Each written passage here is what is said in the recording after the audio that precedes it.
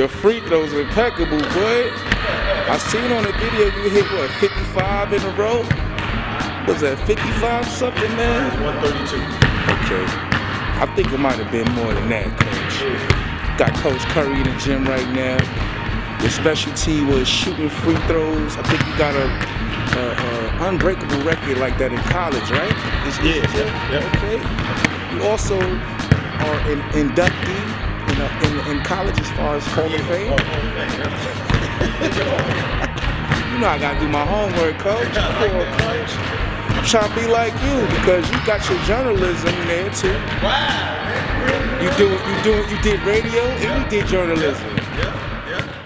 Holla at your boy, we about to take it to Queens on this one. This one right here, one of my dear friends from back in the days, high school. I've been trying to get him to get on the show for a little bit, and we finally made it happen. Been to 5 different high schools, and through that journey, he found his way and managed to continue his career in college, breaking records, setting a tone for himself as well as his teammates. He's a point guard that's like a coach on court. I like to mix him up with Sam Cassell, mixed with Gary Payton. You could splash Rondo in there.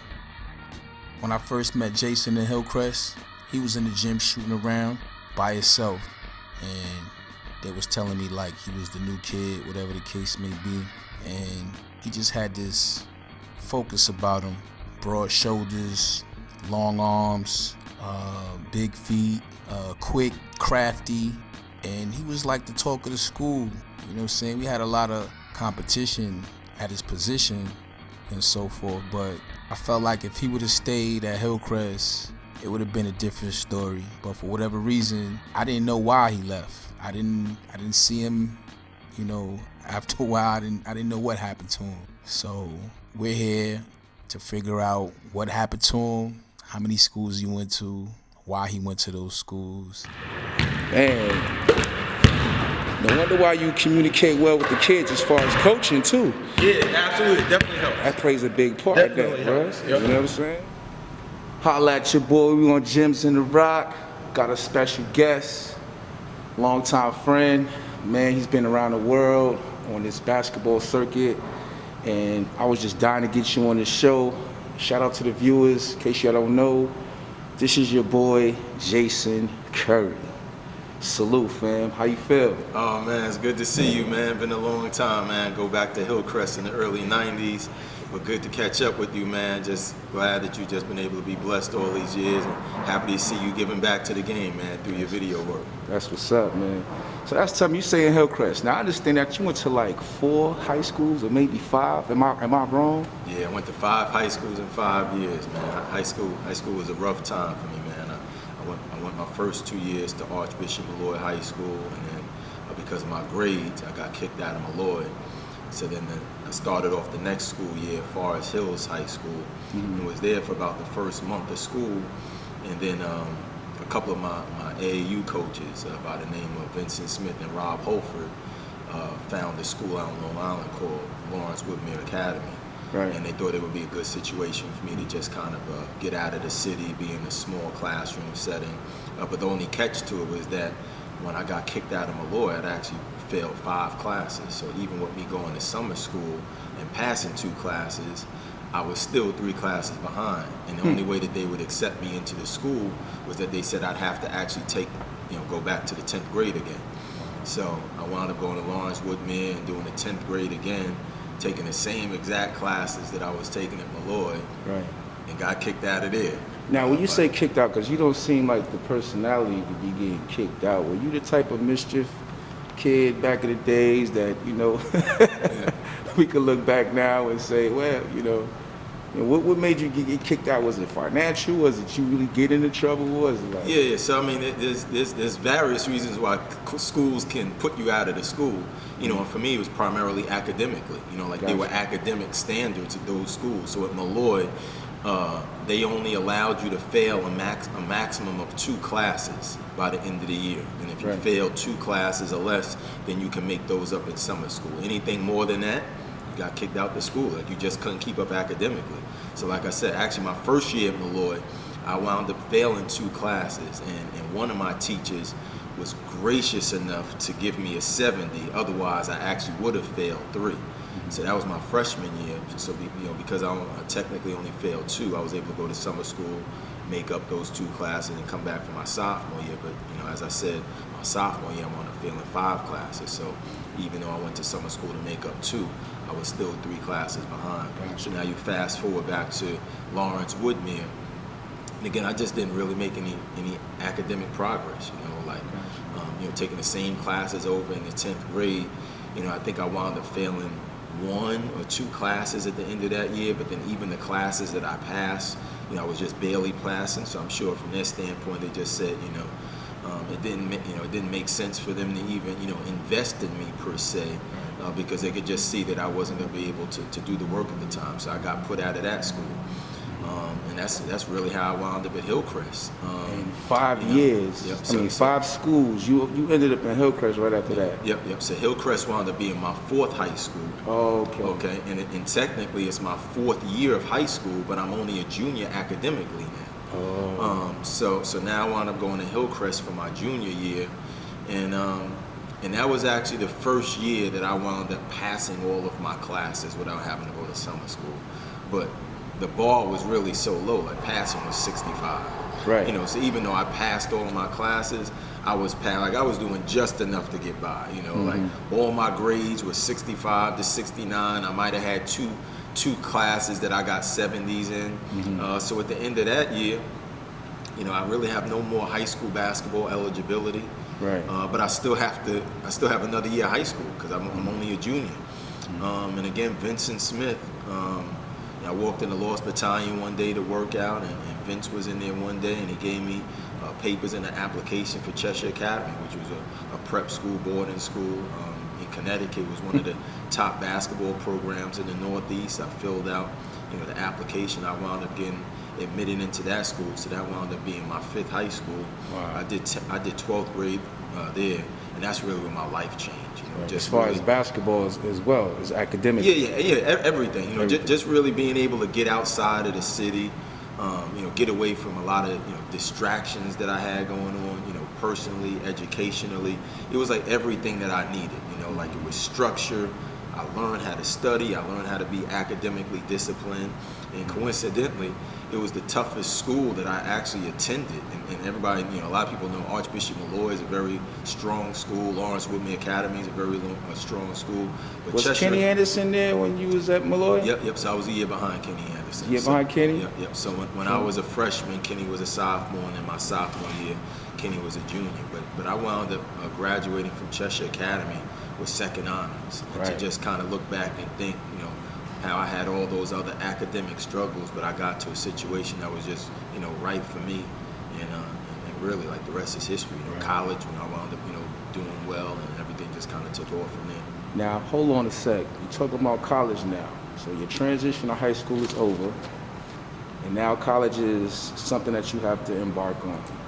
You don't have to decide how many colleges and so forth. What was it like your freshman year into, going into college?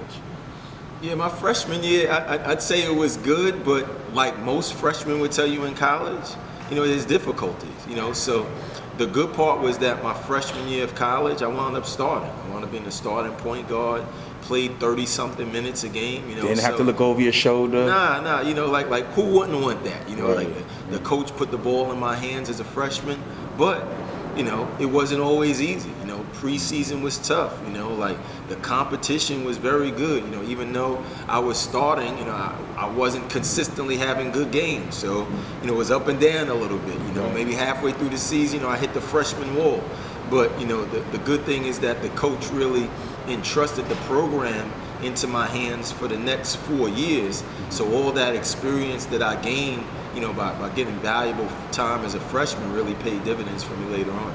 Yeah. And that's big, just kind of being like a coach on court. I think you have the mentality that coaches would love just having. Do you see that in kids that you teach as well? When you've coached, or players that you've coached, do you see a lot of players that could possibly be coaches in the near future? And if so, you might want to highlight somebody that you could think of. Yeah.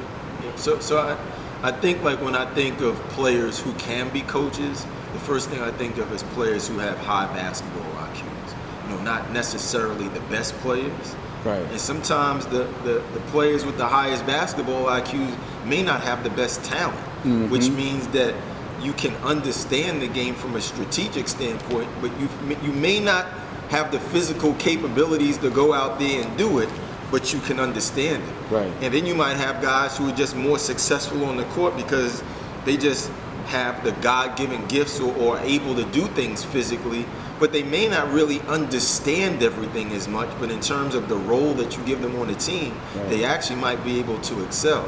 You know, so I think that's very important. And, you know, really right now the game has changed so much. You know, when I was coming up, I think that it was played more in terms of 5-on-5, five players moving without the ball, helping each other to get open. It was more things in terms of, you know, setting screens off the ball. So my job as really a point guard was more so watching the play develop, and now I'm the quarterback kind of diming dudes as they're coming off their reads.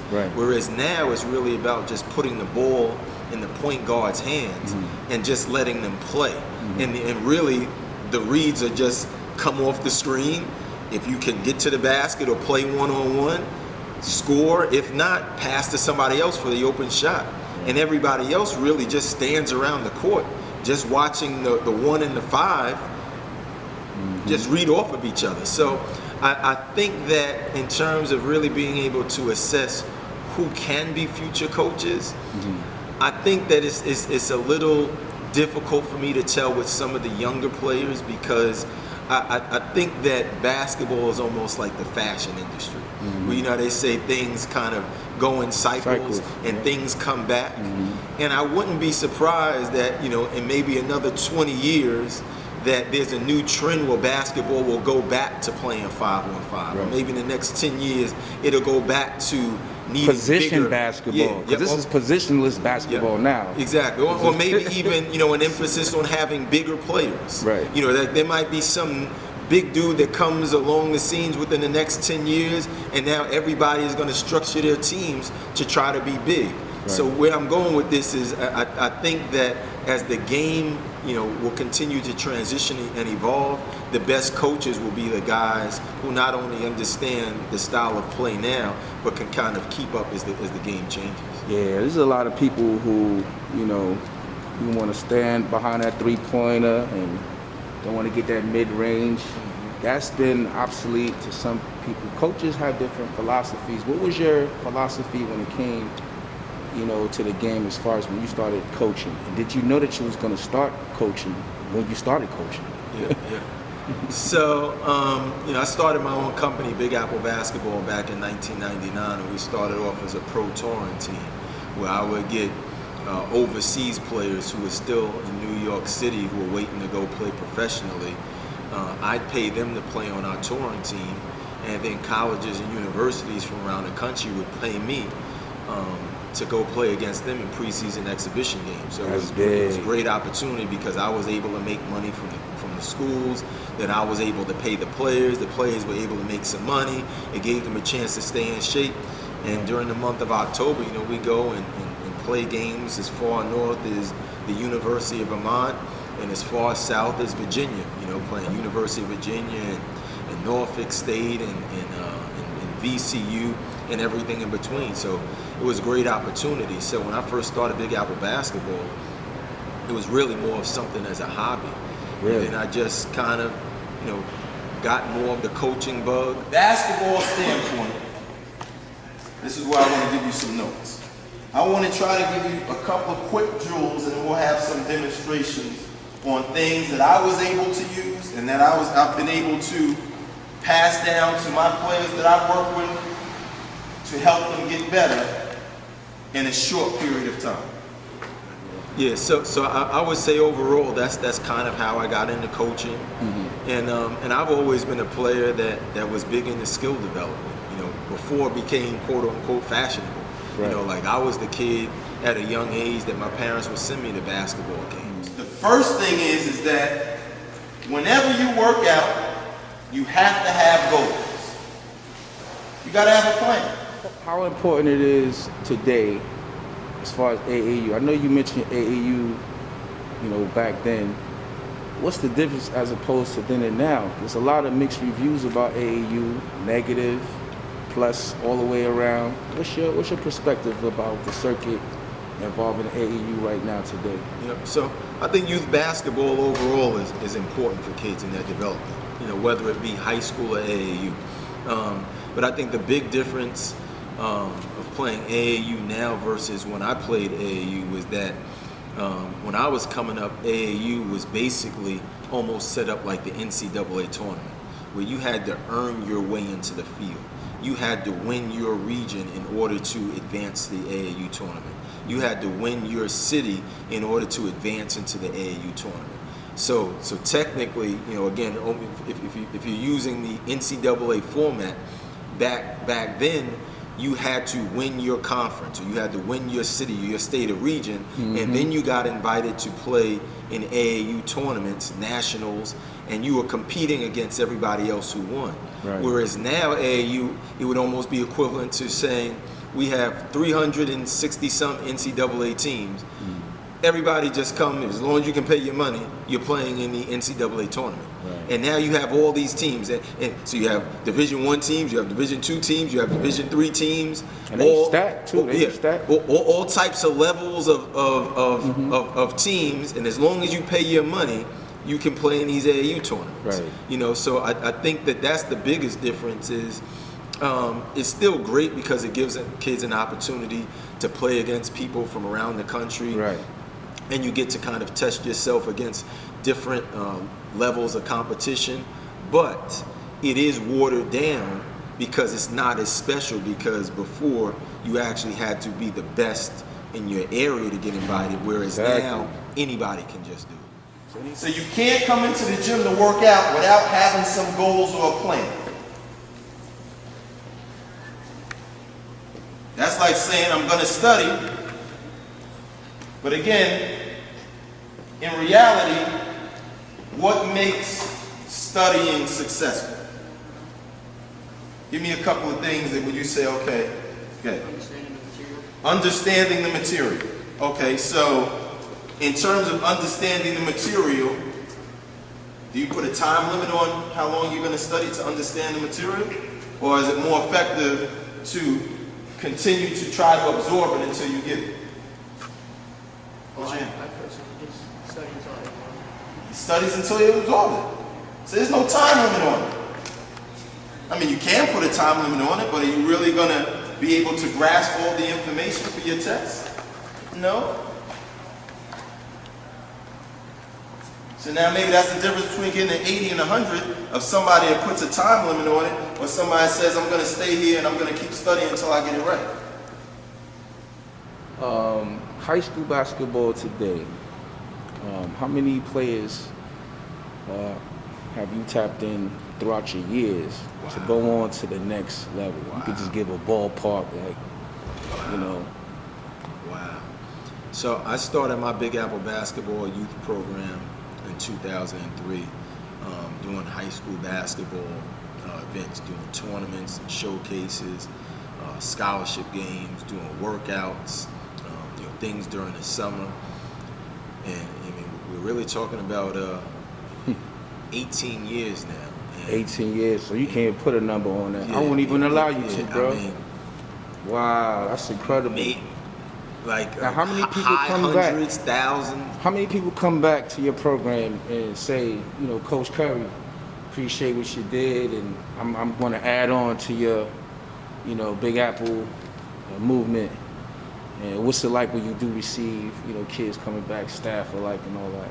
Yep. So one of the things that I really enjoy seeing now is me being one of the more seasoned people in the game and being around the block, is to be able to watch participants and alumni of Big Apple basketball, branch off and do their own thing, and really, taking things that meant a lot to them from our program, and then things, just in terms of their own experience. But I think that any time that we're able to make an impact, an influence on youth, in a positive way, Right. that's all kind of investing and tapping into their future. So everything that they wind up doing from that point on is really a reflection of what's been poured into them. Right. You know, so, you know, a lot of times I'm able to get, you know, players to come back and volunteer for different events that we do in coaching. Mm-hmm. I've had some former participants join our board of directors, Right. you know, volunteer on all different That's types incredible. of capacities. And then That's some of incredible. them even run their own tournaments now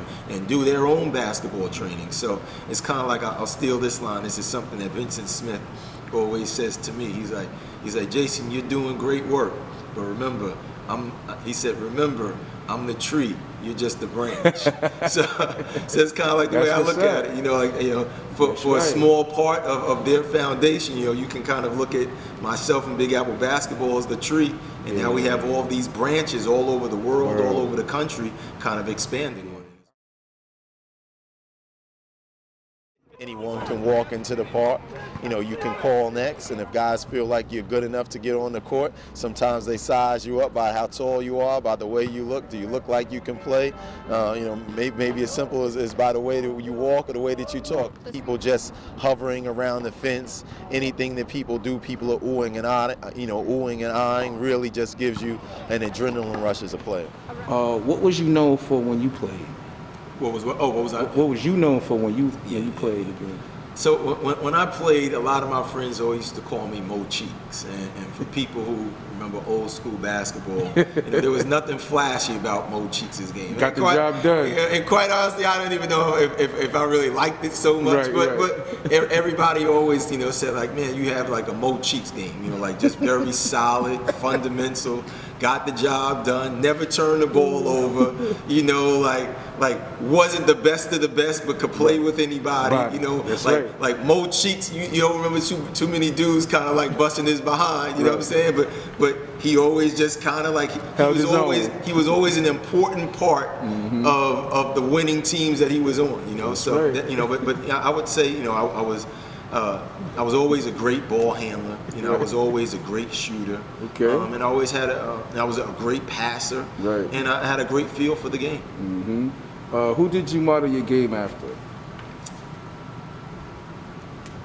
As crazy as this is gonna sound, one of the first point guards I ever went to go see play was Mo Cheeks. Wow, so we go back to But it was crazy how people would say my game was like Mo Cheeks, but they didn't know that he was like the first dude I ever went to go see. And I grew up around Lincoln Park, in South Ozone Park. And I remember there were a couple of older guys, one guy in particular by the name of Gary Kane, who used to take me around a lot of high school games, college games, NBA games. Right. And I remember one time, this was probably around 82, 83, when the Sixers had just gotten Moses Malone. And they had Moses Malone, Dr. J, Mo Cheeks.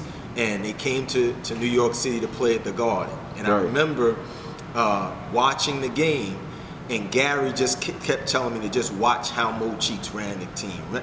So it's probably not a coincidence that as I was watching him indirectly, without me realizing it, I was really implementing that stuff into my games. That's why I say it's crazy. Without me even ever telling anybody that story, people always say, like, man, you play like Mo Cheeks. And didn't realize it's just like a light bulb went on. Exactly, yeah. But I gotta admit, my favorite young player of all time was Bernard King. Love Oh my God, that's buckets. That's BK. Brooklyn buckets. Love right? BK. Right? Yeah.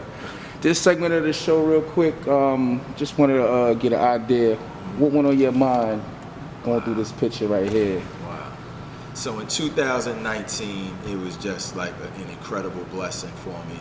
I was named the Junior Knicks Coach of the Year. Coach of the Year. And then I got invited into a national pool in which all the NBA and WNBA teams from around the country submitted their Coach of the Years for a national Coach of the Year with the Junior NBA. And I wound up getting flown to Chicago and then wound up getting a national Junior NBA Coach of the Year. And it was just such a moving experience because I say this all the time. Anybody who's involved in youth basketball, most of us are not in it for any type of personal gains. We're in it because we have some type of connections to the kids in which we want to give back. And for me to be able to just receive, one, just an incredible award from the Knicks organization, but then secondly, to get an incredible award from the NBA. In the junior NBA, it was just kind of like almost like an icing on the cake because that's hard work and dedication. It shows what you've been putting in and what have you. Absolutely. You know what I'm saying? Giving you your flowers while you still here, what have you. So people don't get that, especially at that higher, you know what I'm saying, level of the Knicks. That's awesome right there, man. Was this the same trophy? Or was that something different? So that picture right there was when I was in Chicago.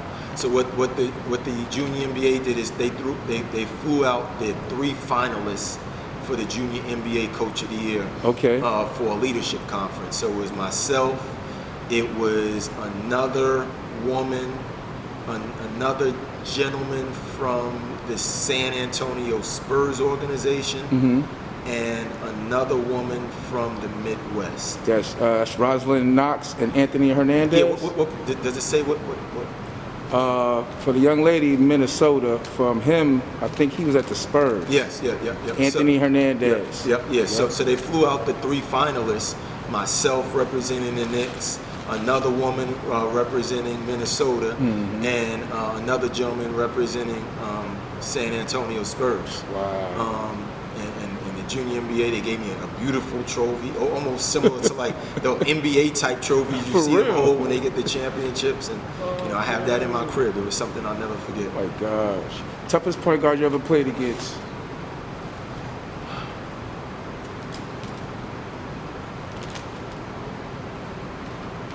You were tough on defense and offense.